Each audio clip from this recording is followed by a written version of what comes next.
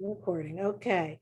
All right, so I'm letting people in. Here we go. So the Somerset County Commission on the Status of Women, we advocate, this is our mission, we advocate for all women in Somerset County by providing an effective forum to identify and address women's issues and concerns. We develop a greater public awareness of women's issues by sponsoring informal exchanges and informational exchanges, and the end result is to enhance the quality of life for everyone.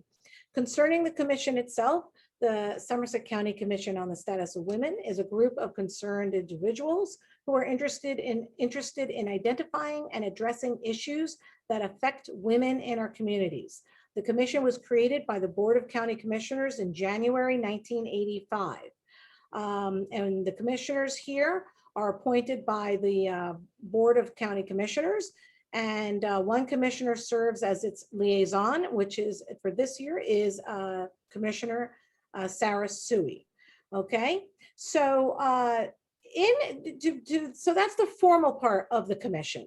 The informal part is basically the commission was very much the same year after year after year for many years. They did the same things every single year. Starting in 2019, we changed things around, and Shelly Bell was actually and Karen Thomas were both with me last year. Instead of doing the same things over and over again, we revamped things to make it, we modernized things to make it more based in reality of what women really need. Okay. Like, I mean, to this day, you know, the county still collects the backpacks and the school supplies, which is a fantastic thing. And they still do the mittens and the coats and the gloves and the hats and the coats for the kids. It's fantastic. But women don't only have to do that. Like, that can be anybody doing that. So the things we're doing are really more towards women, women's concerns, women's health, women's mental health, and also to show what women can do.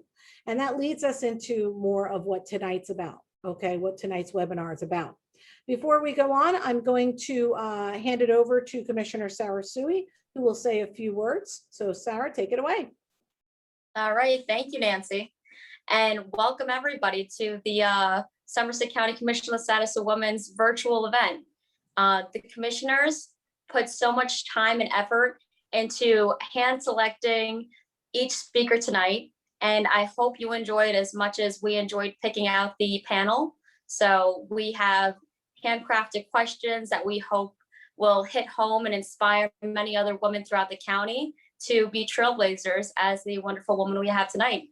So thank you, and without further ado, I'll let you guys get started. Thank you, Sarah. Thank you very much. At this point, I'm going to hand it over to Karen Thomas, who will introduce our first guest speaker. Karen. Good evening, everyone. Thank you. And I'd like to say hello to all the dignitaries and the honorees. And I do serve as vice chair. And I'm excited that I have the privilege to introduce this wonderful lady. She's an exhorter. Her name is Shelly Bell, the Honorable Shelly Bell.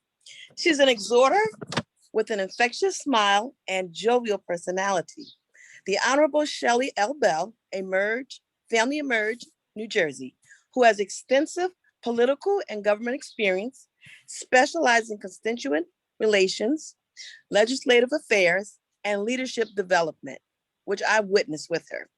And in 2020 was the first African-American elected to serve as Committeeperson for Montgomery Township.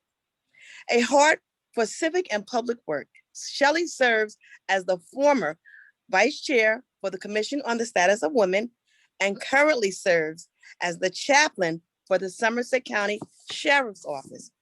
As a speaker for women's conferences and events, she teaches women how to transform their mindset.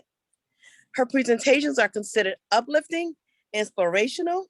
She covers topics that include hope, courage, believing in yourself, overcoming adversity. She bravely inspires women to follow their dream, face barriers, and thrive. And I personally have witnessed Shelly doing dynamic work. She was an instrumental in the leadership program at Pillar College called Women to Women. It was facilitated, in Somerville. And let me tell you, she's a dynamic woman. And thank you very much. Thank you, Karen. Next up, we have Twee, are you on? I don't see. Yes. Twee Lee, who will introduce Joyce Eldridge Howard. Go ahead, Twee. Yes. Okay. Welcome, everyone. As an example of what women can do, I'd like to introduce you to Joyce Eldridge Howard, who has been an active member of the Somerset County community for over 13 years. Joyce earned a Bachelor of Science degree in education from Central State University and a Master of Arts degree in pedagogy from Seton Hall University. She went on to serve with recognition for 40 years as an educator. During her 40-year career, she served as a teacher, guidance counselor, vice principal, principal, and director of elementary education. She has been recognized by many, including the New Jersey State Department of Education, for her outstanding work as a teacher in the Bloomfield School District.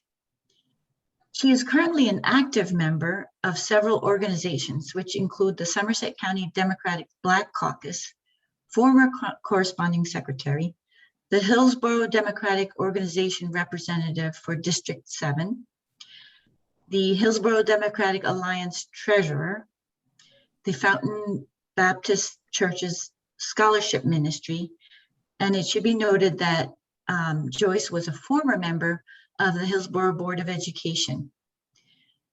She is my mentor, as I also have been a Board of Ed member, and I'm excited for you to hear what she has to offer on how you can also be in doing public service. And then I'm going to turn it over to Patty O'Byrne so that she can introduce Sandra Grundfest. Thank you. Good evening, everybody. Thank you for being here. It is my distinct honor to introduce Dr. Sandra Grundfest, a woman whose many accomplishments span decades, back to when she was appointed as a founding commissioner of New Jersey State Commission on the Status of Women in 1974. Dr. Grundfest, who did her undergraduate work at Barnard College, went on to earn a master's degree in counseling from Rutgers University, where she taught as an adjunct professor. She then was awarded a National Defense Education Act Fellowship, which enabled her to earn her doctorate in education with a specialization in career counseling. Dr. Grundfest then accepted a position as Assistant Director of Career Services at Princeton University, which she held from 1971 to 1977. In 1984, Dr. Grundfest went into private practice to provide more focused client services, such as helping people determine which jobs best match their interests and personalities.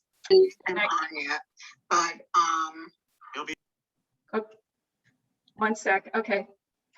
In 1991, she became a licensed psychologist so she could help clients in other aspects of their lives as well, and she retired from private practice just last year in 2020. Dr. Grundfest is a strong advocate for women who wish to run for public office, and she herself served on the Franklin Township Board of Education, becoming that board's first ever woman president. We are so honored to have Sandra joining us tonight. She's an inspiration to us, and I'm sure we will all benefit from her experience and insights. Now I'm going to hand it off to Twee for our question and answer session. So for tonight, we'll be asking the panelists 4 questions, and I'll be asking them each question, and then they will be answering. It's going to be like a free, well, unless you want to do it in a certain sequence, but just feel free to answer after I ask the question. Okay, so the first question is, was there a pivotal moment that compelled you to get involved in your civic work? Why did you get involved in civic service?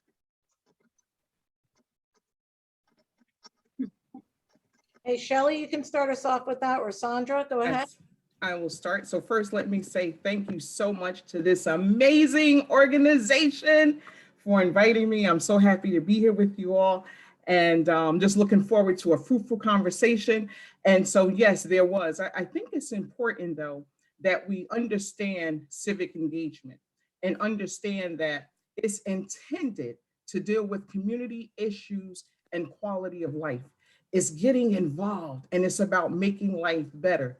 And so for me, I first got involved due to a horrendous incident of police brutality, a case in which 5 Orange Police Department officers were found guilty of violating Earl Faison's civil rights back in 1999. And as a member of the People's Organization for Progress, an activism organization in Newark, we demanded justice. But that incident wasn't the only factor. You see, I was raised in a family that served the community. My mother was PTA president. She was always at the school. She was baking cooks and cakes and everything under the sun, right? And so can you imagine, you couldn't get away, you couldn't cut class, you couldn't do any of those things because my mother was known throughout the community. And guess what? To add insult to injury, my aunt was the high school principal. And as though that wasn't enough, they worked hard to elect the first African-American mayor of Irvington Township. And guess what? I caught the brunt of their political engagement. I went to lunch with some coworkers, came back, and was asked to leave my first day from my summer job. I was devastated and I had no idea what happened.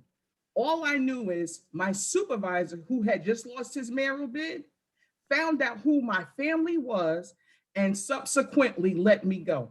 That was my first introduction into politics. And that event altered the course of my life because I recognized that and I knew I wanted to grow up and make a difference. So that was my pivotal moment with both of those incidents. Joyce, you're next.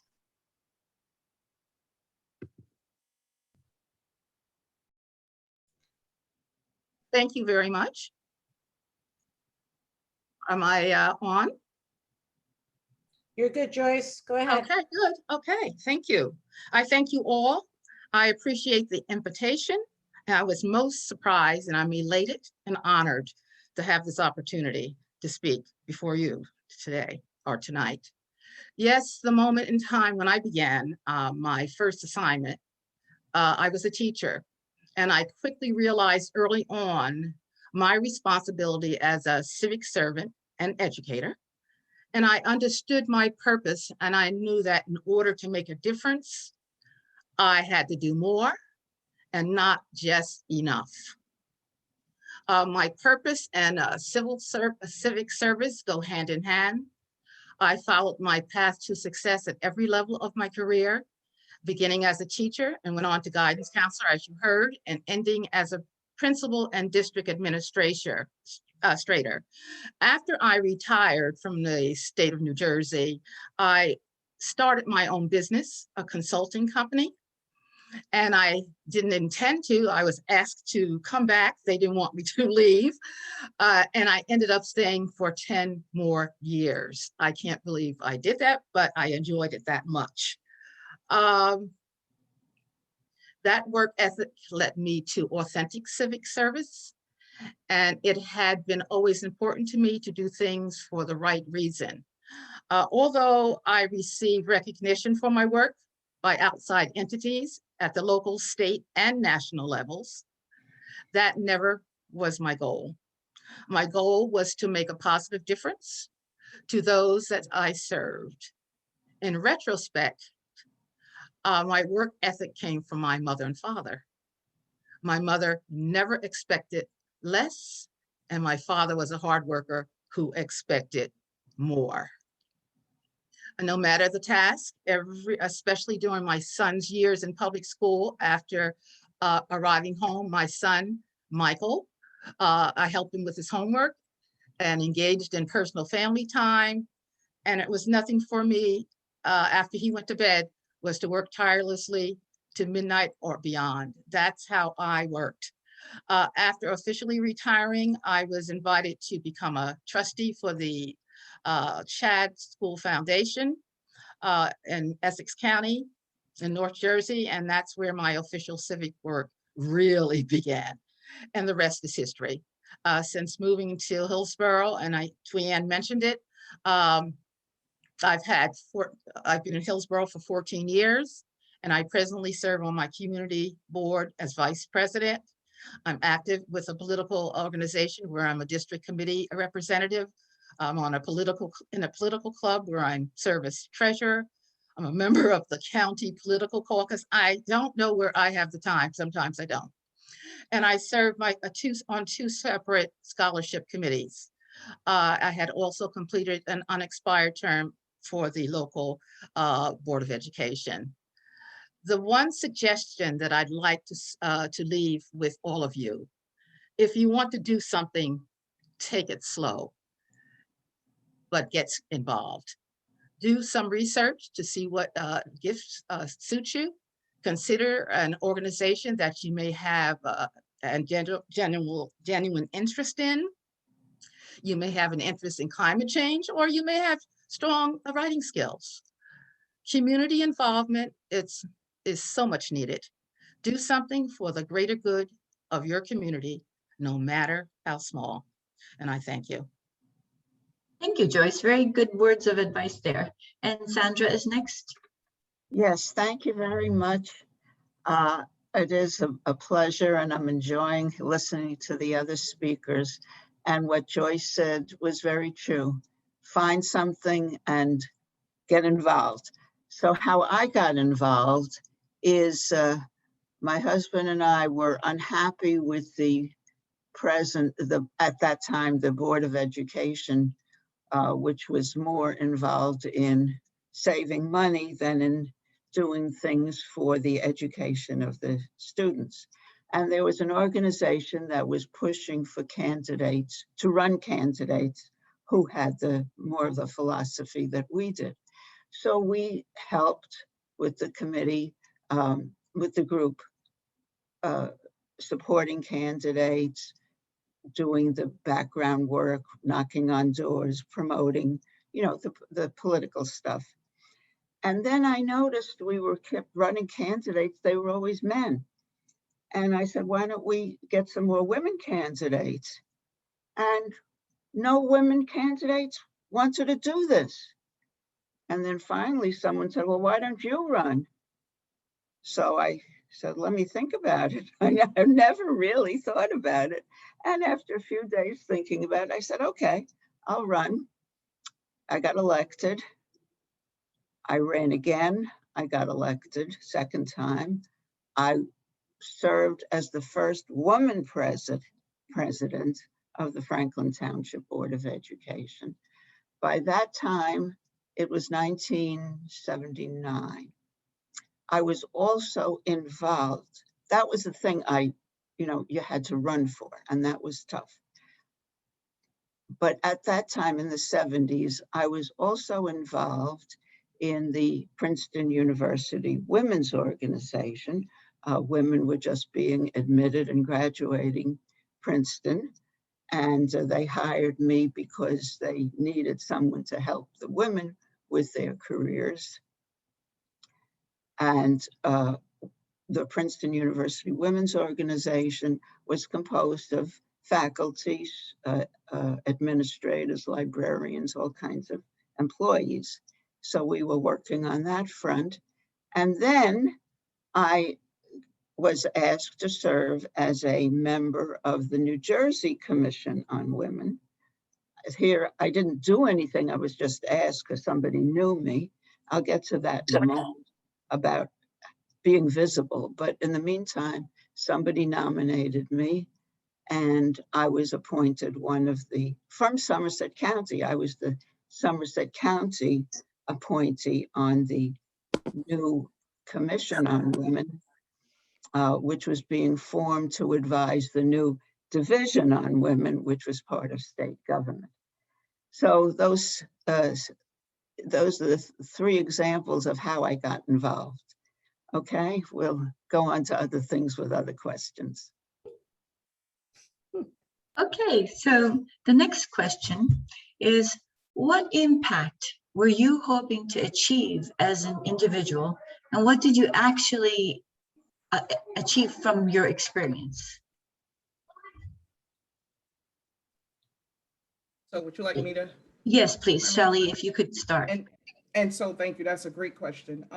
I think for me, living in Montgomery Township, it was critical that people see themselves represented in leadership.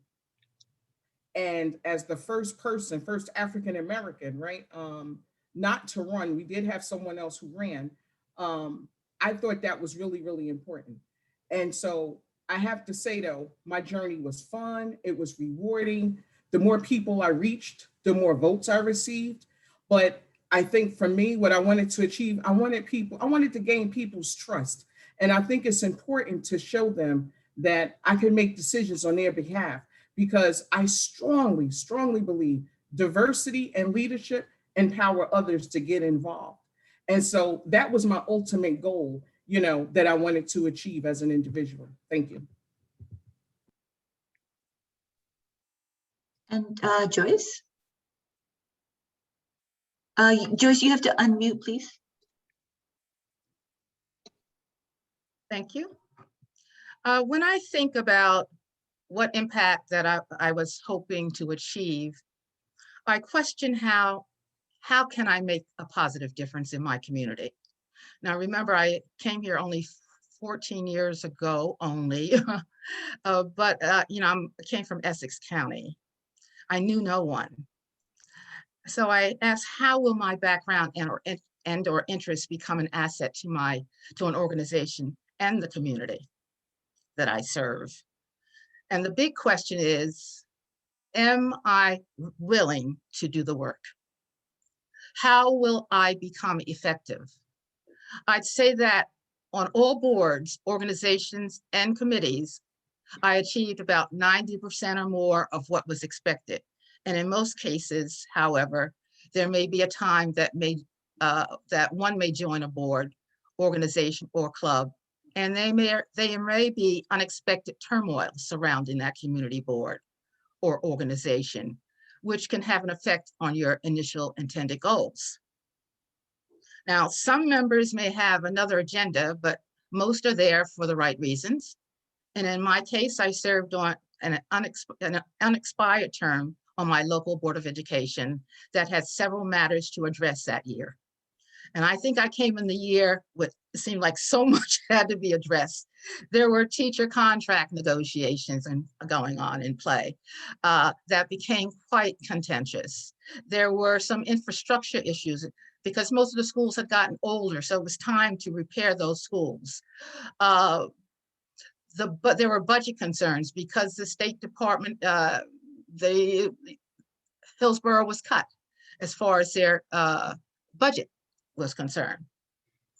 We had an abrupt leadership change during that first quarter of the school year at the highest level. But last but not least, there was some outside political involvement, which helped to stimulate the overall attitudes as well. However, please understand that serving on a committee is where the work gets done on a board of education. This experience in the committee allowed me the opportunity to provide meaningful input and participate in addressing curriculum matters. Presently, I'm re-evaluating how I plan to engage in community service going forward, because there is something else that I plan to do, which will require a change in what I'm doing presently. Not all, but some. My philosophy is to be a part of the solution and give of my time. I would like to leave you with these thoughts by Denzel Washington. At the end of the day, it's not about what you have or even what you've accomplished. It's about who you've lifted up, who you've made better. It's about what you've given back. And I thank you.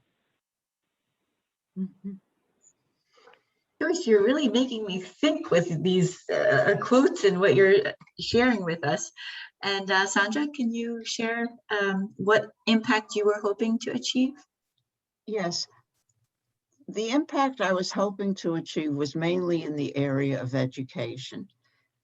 And it was to increase the number of women on policymaking boards and in administration.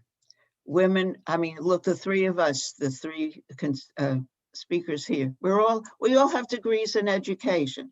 Women are, education is full of women, but not at the highest levels. So it was to get women to become principals. We had an opening in the Franklin Township Board of Education for a principal. And I was so anxious to get some women applicants. I couldn't find any. I went to some list, maybe the New Jersey Department of Education had a list of recently certified principals. And I remember making a phone call from a phone booth to call this woman and ask her to apply. And she did, and she got appointed. So it was that kind of thing. Women as on boards of education. Another push was for county vocational schools, getting more vocational programs for girls and women, and getting women to serve on the county vocational boards and college level boards of trustees as part of Princeton University and other places. There weren't very many women on the college boards of trustees. So at all levels, that was what I was hoping to achieve. So this program is meant to encourage others to do more civic service, but we also want to be pragmatic about it. And our third question was, what are the biggest challenges associated with your civic work? What advice would you provide people who are interested in doing this work? Shelly? So for me, the advice I would say is do not go it alone if you don't have to. Put a board of advisors together from your network. You should have advisors, an advisor or advisors who may not look, sound, or have similar experiences as you, but have people around you who could offer differing views because of their gender, racial, socioeconomic, and other differences. And so what I have found is that when you surround yourself with those individuals, their minds are sharp, right? You're able to answer questions that they ask you that are incisive, right? And then more importantly, I know for me personally, they help me zero in on the main issues. The other thing I would say is, don't wait for others to help. Identify your wants and ask for what you need. We as women often have a hard time asking for what we need. It's just human nature, right? And don't let me throw in when you're fundraising and you have to make that call and make that ask, you get those butterflies in your stomach, right? Because we're not used to doing it. It's not part of who we are, right? Let me say this to you. In order to get involved, I would tell anyone, politics is not to be avoided. It's not a bad word. Getting involved in politics or civic service or engagement is the way to make positive change happen. It gives communities a voice. But here's the thing, right? I want to leave you with this. In order to have a voice, I call it the 5 C's. There are 5 things that I know that's been, instrumental in my life. It takes courage. Courage is the first one, because it takes courage to get involved. No matter what, you have to have courage. You have to be consistent. You have to stay active, even if you're the only one out there, right? And so the other C is conflict. Yeah, you're going to have others that's going to dissuade you, may stand in your way, right? but you have to take that with a grain of salt, right? The other C is criticism. Don't turn away from criticism. Regardless of what age, what season you're in this life, use that as an opportunity to learn from those who have come before you and paved the way. Be open to new ideas and how far you can go. So we've talked about courage, we've talked about consistency, we've talked about conflict, we talked about criticism, and all of that builds the last C, confidence. Confident people are motivated and ambitious. When you have confidence, you can overcome fear, you can overcome anxiety, and you can take action. Without confidence, I'll tell you like this, I wouldn't have been able to take the shots in my life. In other words, so don't miss out on opportunities because they may come before you if you're not willing to step out there. And no matter how smart, talented, hardworking someone is, they're not likely to be successful if they're not confident. So hone in on those abilities. And Joyce, can you? I'm with Shelly on that. My biggest challenge associated with my civic work had been that there are not enough people, qualified people, who are willing to do the much needed volunteer work in our communities. There are many decisions that are made that can or will affect our children and our children's children in the future. There's a need for more diverse thinking and inclusion in our town councils and boards of educations, because decisions made without conscientious thought about other groups could impact the town and their thinking for many, many years to come. From generation to generation. The world has changed and people with diverse backgrounds should also be at the table. Not everyone can serve in organizations. However, you may have talents to support your community, and those are the people that are needed.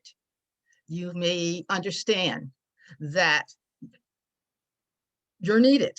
I understood that when I first came to Hillsborough. Community servants with integrity can make a positive difference for all. A community servant can make positive change.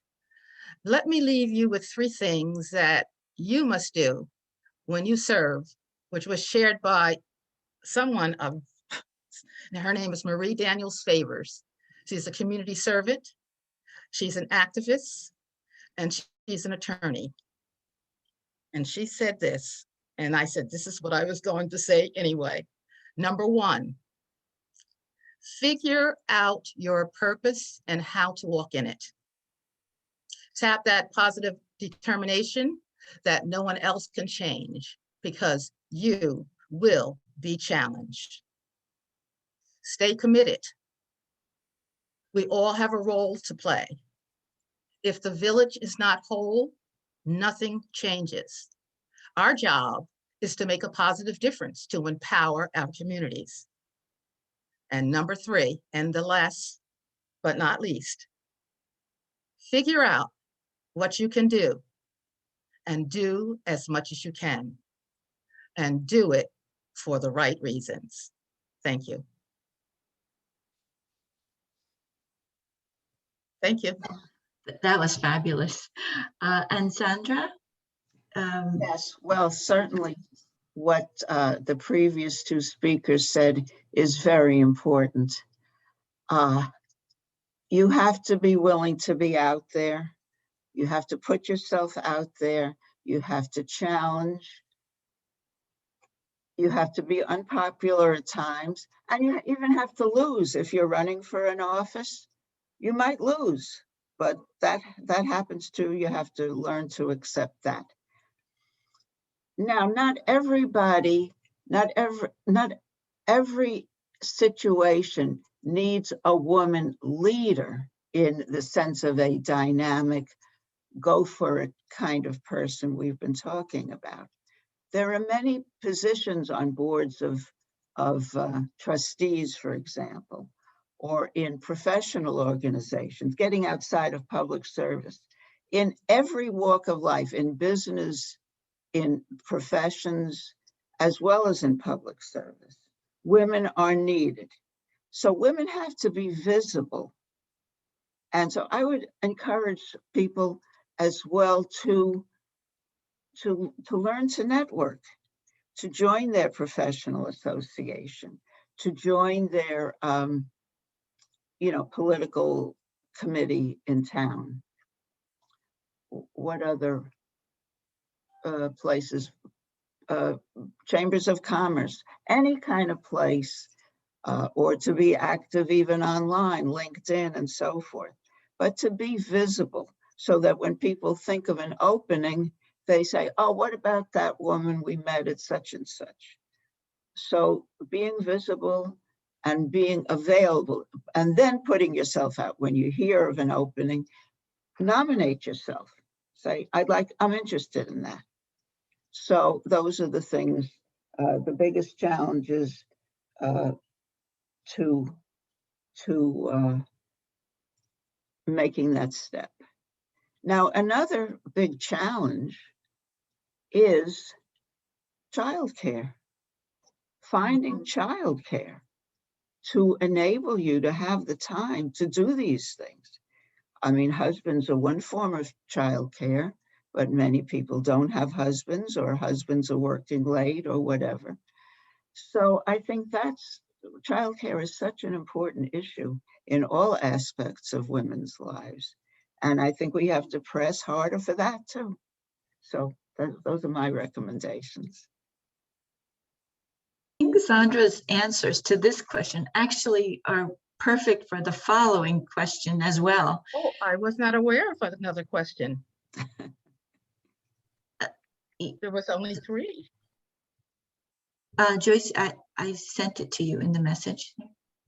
But so the last, we only have those that want to answer it can answer it. It's fine. right. Mm-hmm. So as Sandra was saying, what could you do as a woman to make sure that more women are represented in civic service? So the 4th question was, women have been making strides, but they are still underrepresented at all levels of government.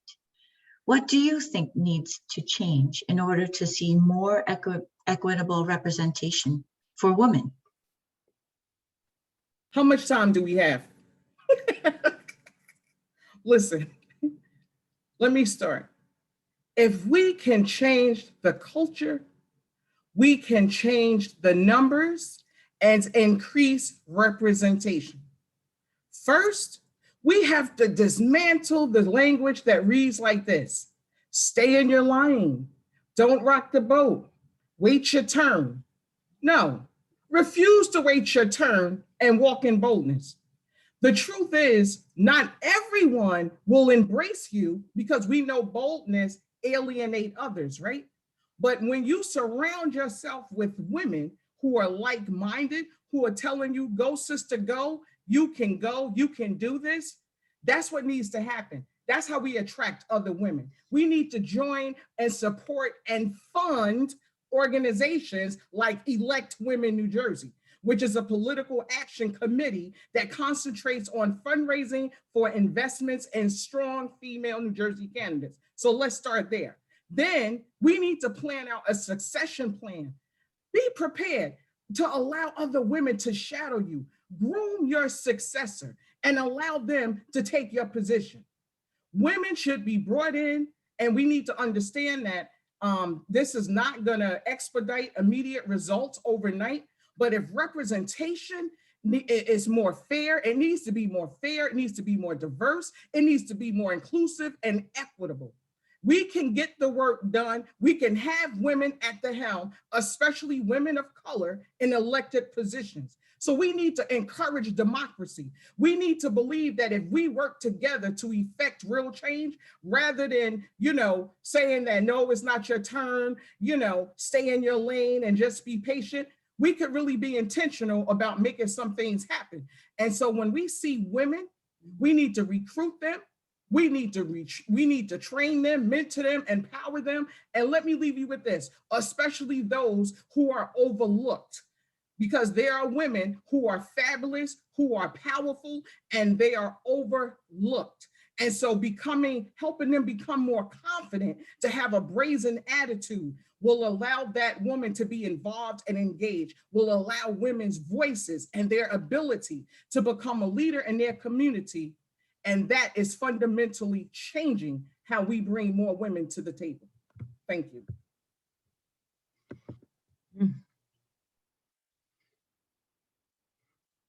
I'm going to add something to Shelly, although I was not aware of the question.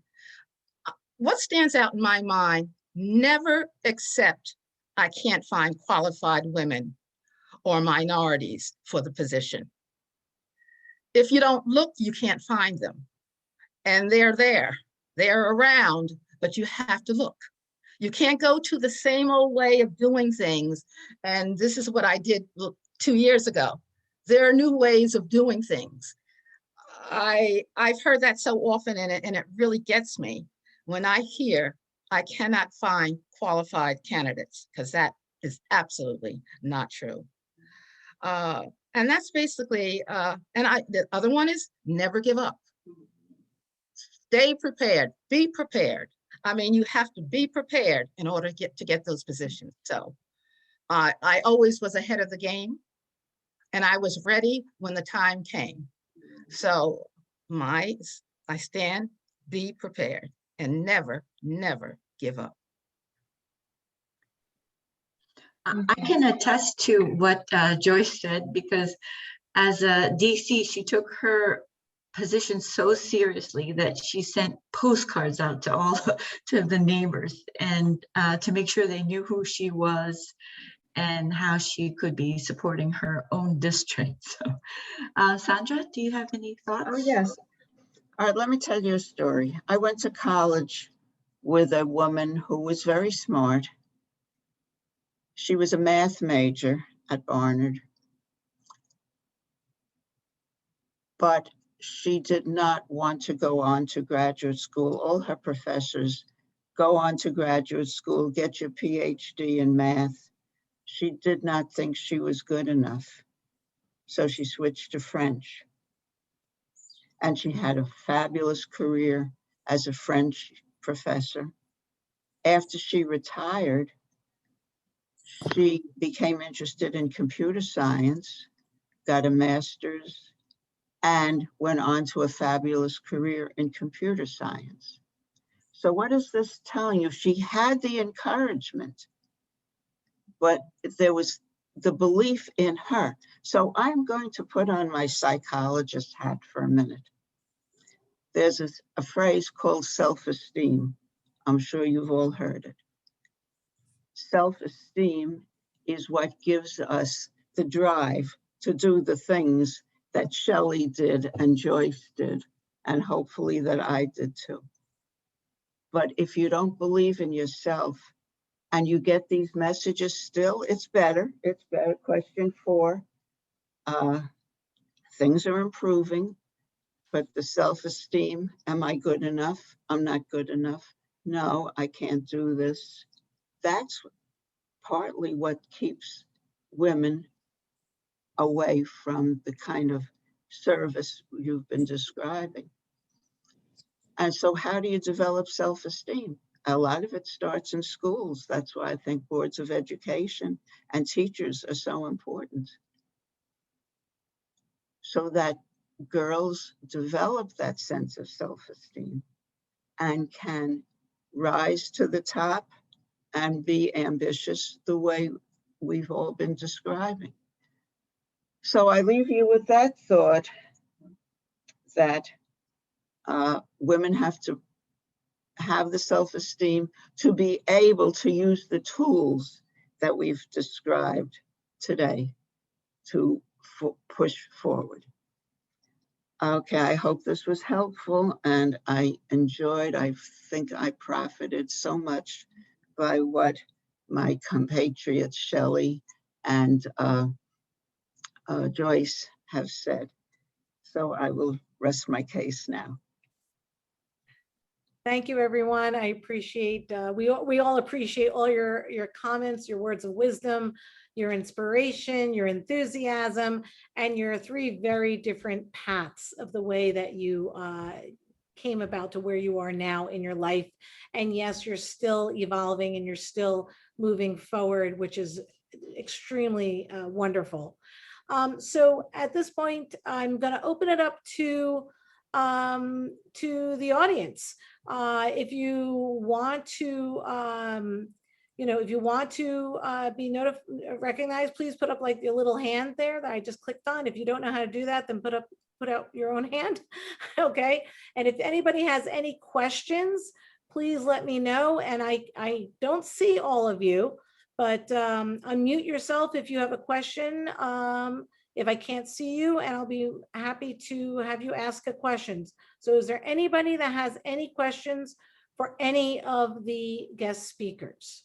Okay, Crystal, go ahead, Crystal. Thank you. Thank you to the three speakers for your insight. If someone is a more behind the scenes person, but they still want to do some kind of civic service, what would you recommend that they do?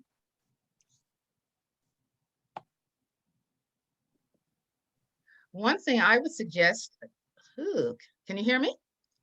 Yes. One thing I would suggest, if you're a writer, think about all the skills you may have that you don't use.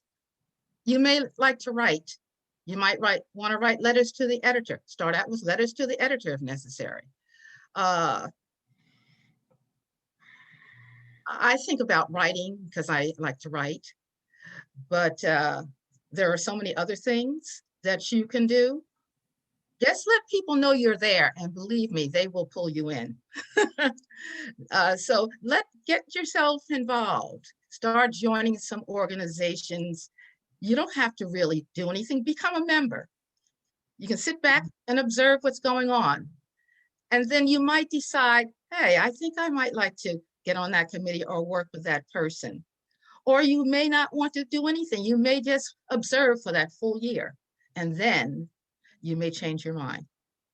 So I don't know if that answers your question, but I think of writing. That's a passive thing. And that way you don't have to, I don't know if you have writing skills, but there are always people out there who need someone, even if you write notes for a campaign or something, or something, there's always a way if there's a will. And I know you have that will. Yeah, well, also, can I say something? Sure, Sandra, go ahead. You can join an organization and contribute in you can be the treasurer of the organization or another job that doesn't require you to be out front. I remember when I first started my own practice, I went to a Chamber of Commerce meeting. I sat at a table. Nobody talked to me. The person on my right was talking to the person on her right. The person on my left was talking to the person on his left. Nobody talked to me. I went back the next month. A couple of people talked to me after that. And then I joined a subcommittee of that group. And I got very involved, but it was slow and it was gradual. And if I said, oh, I'm never going back, I was humiliated. No, it wasn't personal. It just was, that's the way the world works. And you have to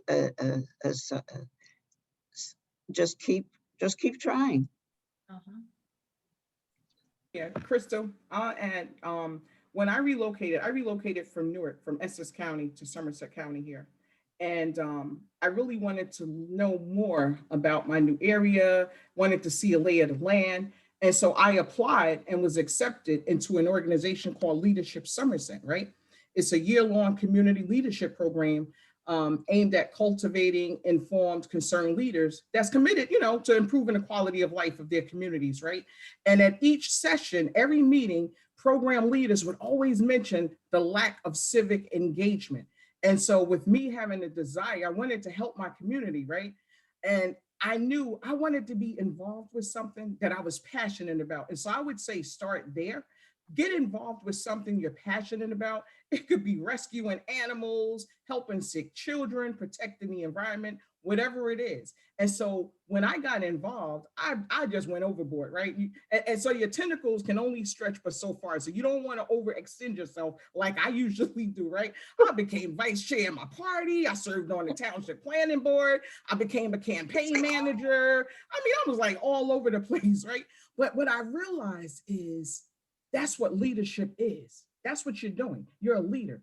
And leadership, and we need to understand this, right? Because it can be misconstrued. Leadership is not a title or a position. Leadership is behavior and action. So when you're wanting to be involved, you're a leader stepping up because you're passionate about serving in the arena, that you want to serve in.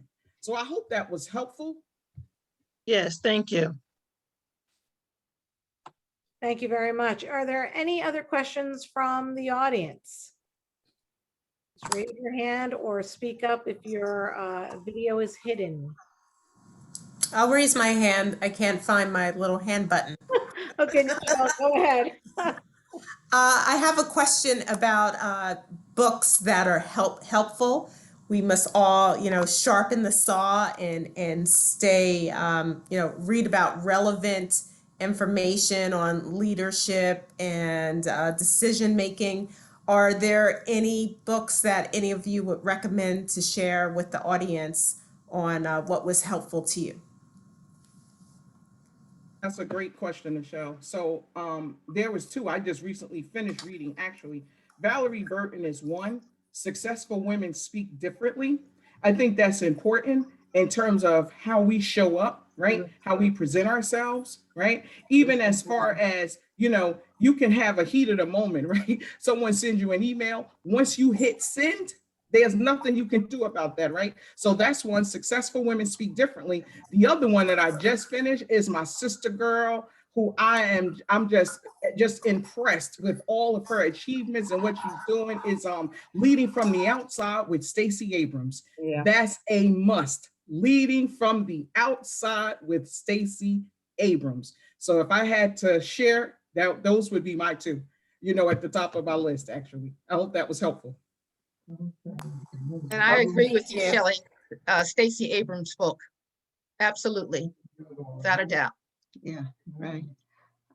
I'd like to make a suggestion for those of you who are shy and who are introverted and who don't see themselves as leaders, but they still want to get involved. There's a book called How to Start a Conversation and Make Friends.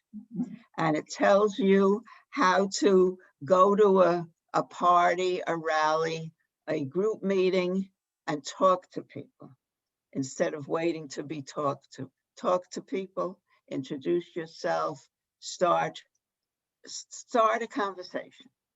And it even starts with nonverbal things, looking at somebody, not looking away, waving, saying, nodding, that kind of facial language. Dr. Sandra, that's good. I wish I had heard about that many eons ago. That was one of the things that I would be so on the fence. Like, you go to this event, I'm always trying to get one of my colleagues to go with me so I have somebody to talk to, because that's one of the things as women, right? I don't know about for you, but no one never taught me to network. They never taught me the questions to ask or the questions to stay away from or how to communicate. And that's important. So thank you for that tip. Carol Senf, did you have a question for the speakers? I wasn't sure if your hand was up or not. You're muted, so you might have to unmute yourself. No, I didn't, Nancy. I just wrote a comment commending the speakers for how inspirational they've been this evening. I've done a lot of leadership roles, but listening to them speak makes me want to get out there and do even more. Thank you, Carol. Thank you very much. That's good.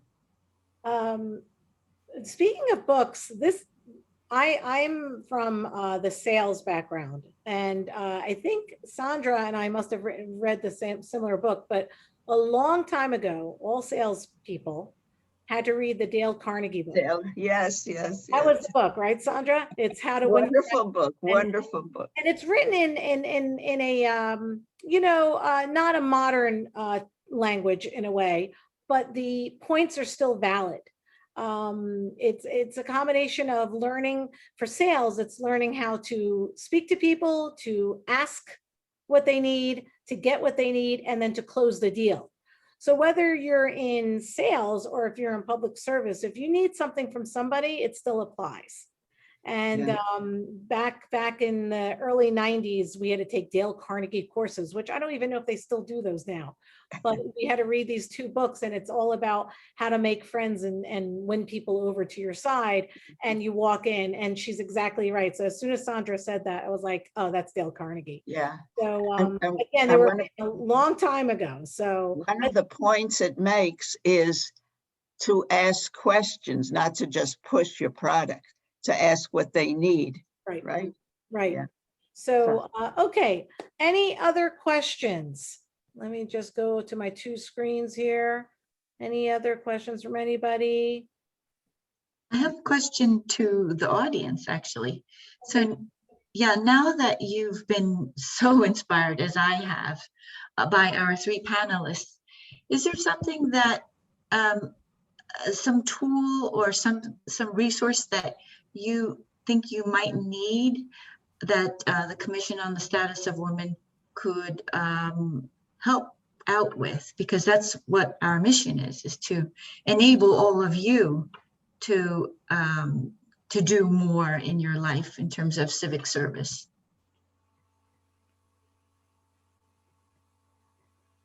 Is there anything that comes to mind after talking to them? Well, Tweet, there were several things in the chat. I think Naomi offered the Eagleton Institute at Rutgers University to help train women to become prepared to run for office, as well as I attended the Emerge America, the New Jersey chapter, back in 2019, who also offers a course in preparation to run for office.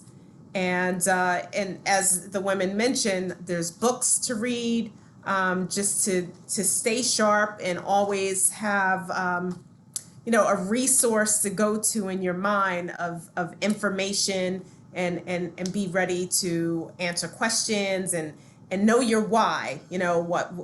Why do you want to get involved, and understand your true purpose and why you want to serve. So those are some of the things I picked up on this evening. Go ahead, Enad. It's Janet. A family member's name is there, Oh, but it's okay. Janet. It's Janet Samuels. I wanted to ask if you can't think of something, like a question to ask right now, or what you might need, or information that you might want. How could you get in touch with, I know Shelly, because she was in my leadership class. Congratulations, Shelly. Congratulations to all the women who, are speaking tonight. They did an excellent job.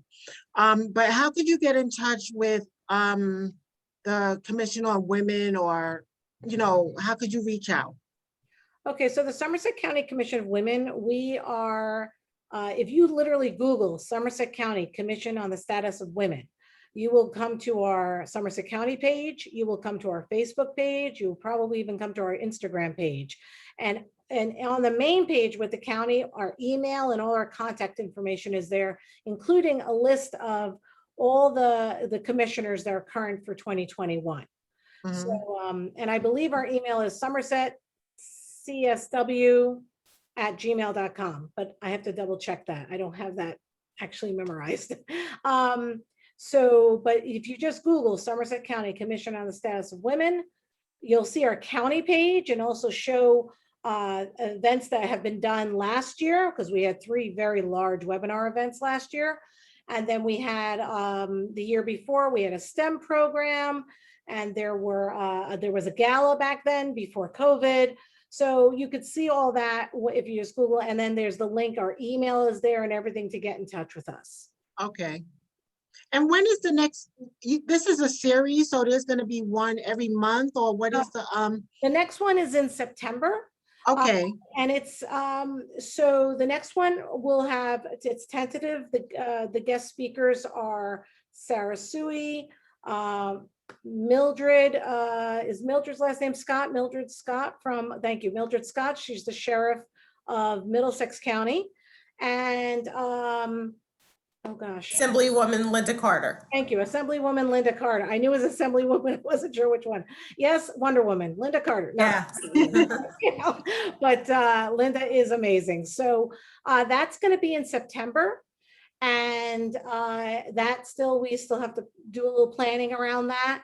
And so that will be, right now, it's still going to be listed as a webinar because honestly, even though we have a lot of restrictions have been lifted, we find that sometimes you can get more people to see these events through a Zoom than you can in person. You know, it's just a convenience. Sure, if it was a gala or an award ceremony, yeah, you'd come out and be in person. But you know, sometimes for just sharing of information, it's good to have this technology available to us. And that's what okay, we use. All right, okay, thank you. you're welcome. All right, any final last questions from anyone? All right, so Get a now picture. that's that was the next thing. Everyone, if you can, I have two screens. I want you all to undarken yourselves, like lift off put on your videos if you can. All right. So I'm on, okay, just keep them off because I got to take these two things. So, all right, here we go. So everyone smile and keep the smile. Wait, let me get rid of the, okay, smile, smile, smile, smile. Okay, wait, I got to go to the next screen. Because I don't know who's on screen. All right, again, show your video, smile. Thank you very much. Okay. So thank you very much, everyone, for attending. Thank you, Shelly Bell. Thank you, Joyce Edward Howard. Thank you, Dr. Sandra Grundfest. Excellent, excellent, excellent speakers. We were inspired, definitely. And thank you for your energy, your time, your efforts, and your history in the work you've done in helping women actually, you know, progress and do progress for our lives. Thank you so much. I appreciate it greatly. Thank you. Thank you. Thank you. It was Take very- care. Thanks for having It me. was a lot of Thank you, fun. everyone. Bye now. Thank you. Thank you. Good night. Good Good night to now. hear from you. Yes, round of Very applause. good. Bye-bye. Bye. Thanks, Patty. Thank you, Sandra. Thank It was you. wonderful. You did I a can't wait wonderful to see you. introduction. I didn't realize you had such a long introduction. I thought it was just going to be a little one. Well, You you know, got- you have a lot of experience that we wanted to share, so.